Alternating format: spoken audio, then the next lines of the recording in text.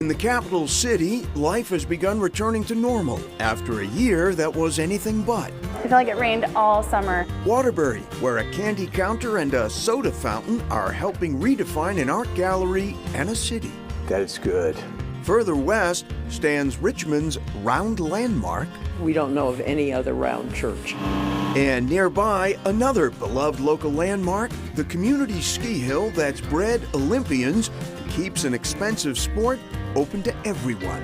The mission is no child will be denied an opportunity to ski or ride. Farthest west, the state's biggest city, where murals pop up everywhere, including in the lounge where a legendary band had its start. This is like a total treasure hunt for a fish fan. Yeah, 100%. We're covering 39 miles on I-89, the main streets and back roads of Vermont, next on Chronicle. This is Chronicle on WCVB Channel 5.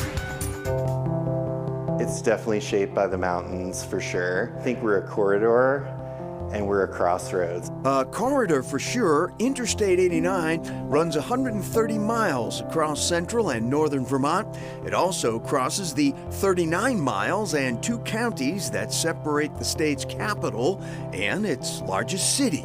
On a cold and snowy winter week, we traveled that stretch of 89, starting on a gray day beneath the Gold Dome. There are many things unique about Vermont's state capital. At a population of just under 8,000, Montpelier is the nation's smallest state capital, only one without a McDonald's, only one with only 2 main streets. Of course, locals here would point out there's only one main street, the other State Street.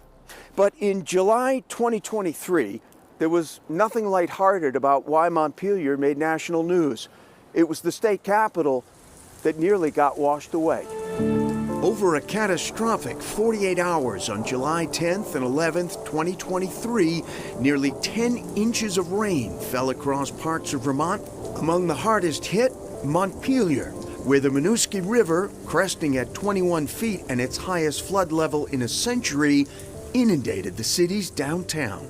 The river's right there. Right. It's outside the window. It's deceiving because we, in this spot on the river, are actually higher than Main Street. This spot on the river is the location of longtime Montpelier landmark, the Capitol Grounds Cafe, where Julia Watson is now the second-generation owner. We first met her dad and founder Bob Watson in 2008.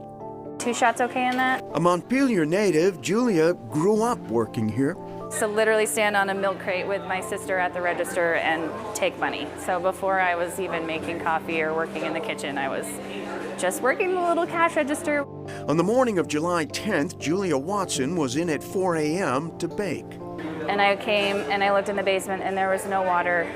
At 7 a.m. is when people are like, have you checked your basement? Still dry at 7, it had all changed just 3 hours later. I didn't even hit the platform. I stayed on the steps and just took a picture.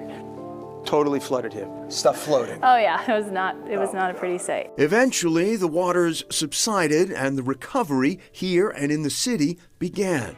For Watson, while her coffee stock was saved, food products and various equipment were lost, as were months of business. Honestly, I thought we were gonna be reopened in like a week or 2. I was like, oh, we can clean up everything. Instead, it was 4 long months until the cafe reopened in early November 2023, just a week shy of its 25th anniversary.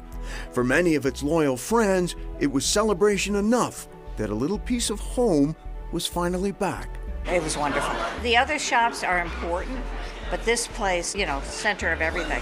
At the same time, many homes and other businesses in Montpelier are still recovering, still closed. Including the Capitol Plaza Hotel and the U.S. Federal Building here on State Street, which houses the local post office. It was heavily damaged in the flooding, as of our visit, had yet to reopen, leaving residents here needing to drive nearly 8 miles for postal services. I hear about the post office almost every day now and the challenges it brings not having one right here in Montpelier. I know that our federal delegation is working very hard on this. Built on higher ground, the Vermont State House building escaped flooding, but its leaders, like all Vermonters, are still dealing with the aftermath. People are still struggling to find housing. It's going to take us a long time to really recover from this horrible event. For now, Montpelier continues to recover, finding a big source of strength in a small but tightly knit community. You've hung on. That's about the best. Yes. Yeah, we've hung on. It's a really good community to be a part of. Yeah, wow.